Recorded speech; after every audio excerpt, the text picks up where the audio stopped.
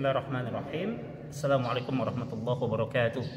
Bismillah, alhamdulillah, wassalatu wassalamu ala rasulillahi amma ba'd. Teman-teman yang dirahmati Allah Subhanahu wa taala, tentu kalau kita berkurban, kita harus berkurban dengan hewan yang terbaik.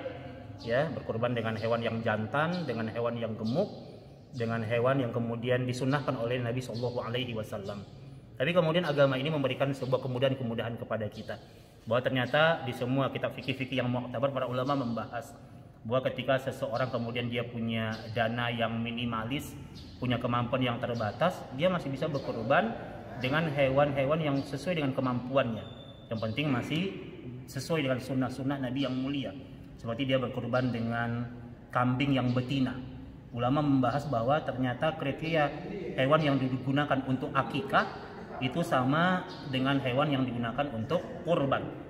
Jadi tidak ada yang melarang kalau orang berkurban dengan hewan yang betina.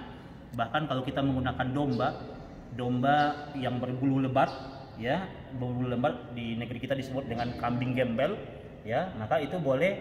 Kalau kita tidak dapatkan yang musinna itu yang usia 2 tahun. Musinna berasal dari kata sinnun yang artinya giginya sudah kokoh, maka kita kemudian boleh berkurban dengan menggunakan hewan yang usianya jazaa.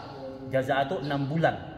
Ya, jadi kalau kemudian ada orang yang kemudian dia berkurban dengan hewan yang usianya 6 bulan dan jenisnya domba yang berbulu lebat dan betina, tentu harganya lebih murah dibandingkan yang jantan, yang gemuk, ya, yang kemudian usianya 2 tahun lebih, tentu ini lebih murah, ya. Nah, ini sebagai bentuk kemudahan yang Allah berikan agar semua orang kemudian dia bisa berkorban.